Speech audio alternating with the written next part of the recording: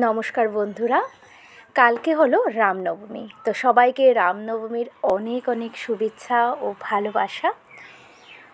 আজকে Ramnavami special recipe নিয়ে চলে এসেছি, একটা ড্রিঙ্ক, আমের ড্রিঙ্ক। আশা করছি ভালো লাগবে। আর অনেকেই আছেন রামনবমীতে উপোস করে থাকেন, তো উপোসের দিনে এটা খেতে পারবেন, বা এমনিও যদি রাধা মাধবকে এটা ভোগ লাগান তাহলে কিন্তু বেশ ভালোই হয়। তো চলুন পুরো ভিডিওতে চলে যাই। আর ভীষণ হেলদি এই ড্রিঙ্কটা। ভিডিও শুরুর আগে একটু বলে রাখছি, যদি ভিডিওটা ভালো লেগে থাকে অবশ্যই ভিডিওটাকে একটু শেয়ার করার অনুরোধ রইল।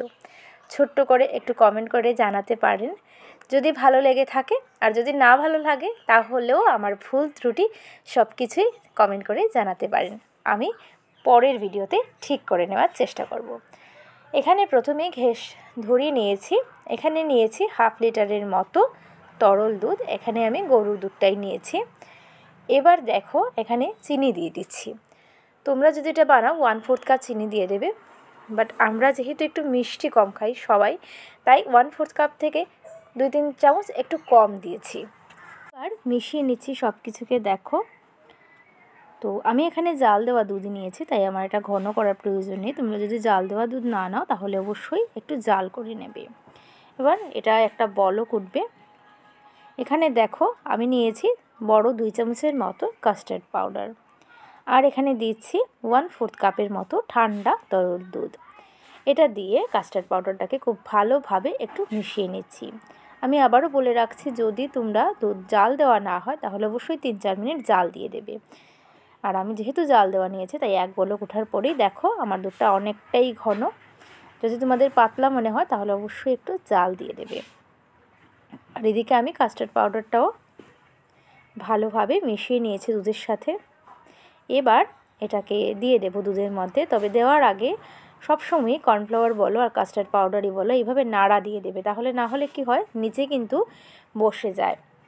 তো দেওয়ার পর এবার রান্না করে নিতে হবে 3 থেকে 4 মিনিট, যাতে কাস্টার্ডের কাঁচা যে একটা স্মেল আছে ওইটা যেন চলে যায়। একটু পরেই দেখবে খুব সুন্দর একটা থিক ফর্মে চলে এসছে। তোমরা দেখো, বুঝতে পারছো কিনা জানি না, মোবাইলটাতে আসলে রৌদ্র পড়ছিল সসপ্যানটাতে।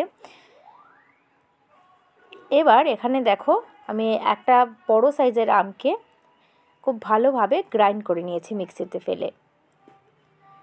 দেখো, আর যেহেতু খুব পাকা আম তাই জল টল লাগেনি। খুব ভালোভাবে সব আমটাই আমি দিয়ে দিয়েছি। এখানে কিন্তু 1 কাপের মতো আমের পাল্প হয়ে যাবে। এই ড্রিঙ্কটা আসলে ভীষণ হেলদি, আর উপোসের দিনে অনেক সময় পেটটা কিন্তু ভরা রাখবে। এবার আমি দেখে বুঝতে পারছো কতটা বেশি ঘন কিন্তু হয়নি। যেহেতু ড্রিঙ্ক বানাচ্ছি তাই বেশি ঘন করিনি। 3-4 মিনিট নাড়া দিলেই এটা হয়ে যাবে। এবার ওই ড্রিঙ্কটা, কাস্টার্ডের মিশ্রণটা কিন্তু ওই আমের পাল্পের মধ্যে দিয়ে দিচ্ছি। দিয়ে একটু মিশিয়ে নেবে সব কিছুকে। আবারও বলছি, যেহেতু এটা ড্রিঙ্ক তাই বেশি কাস্টার্ডের মিশ্রণটাকে বেশি ঘন করা কিন্তু যাবে না, একটু পাতলার মধ্যেই রাখতে হবে। এবার খুব ভালোভাবে একটু মিশিয়ে নেবে। তোমরা যদি মনে করো মেশানোটা একটু প্রবলেম, তাহলে কিন্তু তোমরা এটাকে মিক্সিতে ফেলে একসাথে কাস্টার্ডের মিশ্রণ আর আমের মিশ্রণটা একসাথে মিশিয়ে নিতে পারো। তো আমি চামচের সাহায্যে একটু ভালোভাবে মিশিয়ে নিয়েছি। দেখো, এবার এটাকে সার্ভ করব। এটা গরম কিন্তু পড়ে গেছে, মাঝে মধ্যে গরমে কিন্তু তোমরা এটা খেতে পারো যদি ফ্রিজে করে রেখে দাও। আর যারা এখন রোজা করছো তাদেরও বলবো এই রেসিপিটা একবার ট্রাই করে দেখতে পারো। তোমরা কিন্তু ইফতারের আগে এটা বানিয়ে ফ্রিজে রেখে দিতে পারো, তাহলে কিন্তু ঠান্ডা ঠান্ডা সার্ভ করবে, ভীষণ ভালো লাগবে। একদম কলিজা ঠান্ডা করা একটা ড্রিঙ্ক। তো দেখো আমি আইসক্রিম জাস্ট যেটা সার্ভ করে ওই গ্লাসটাতে আমি দিয়ে দিচ্ছি। তোমরা চাইলে একসাথে এক বাটিতেও সার্ভ করতে পারো, সবাই নিয়ে নিয়ে খেতে পারে। তো যেহেতু আমের ড্রিঙ্ক তাই অবশ্যই উপর থেকে একটু আম দিয়ে দিচ্ছে, আমের কিউব, দেখতেও ভালো লাগবে আর খেতেও ভালো লাগবে। আর আরেকটু হেলদি করার জন্য এখানে বেদানা দিয়ে দিচ্ছি ওপর থেকে। তো দেখো সুন্দর করে সাজিয়ে নিচ্ছি আমি। আর একটা দেখাচ্ছি বাটিতে সার্ভ করে, ওই সেমভাবেই সব মিশ্রণটা কিন্তু আমি নিয়ে নিয়েছি। আর তোমরা চাইলে কিন্তু ওপরে আম বা বেদানা না দিয়ে এমনি এটা খেতে পারো, ভীষণ সুস্বাদু হয়, ভীষণ সুস্বাদু। একবার না বানালে বুঝবে না এতটা টেস্টি হয়। আর ভগবানকে নিবেদন করতে পারো প্রসাদ হিসাবে, এটাও ভালো হবে।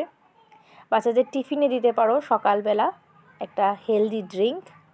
তো ওপর থেকে দেখো বাটির মধ্যে ওপর থেকে একটু বেশি করে আমের কিউব দিয়ে দিচ্ছি।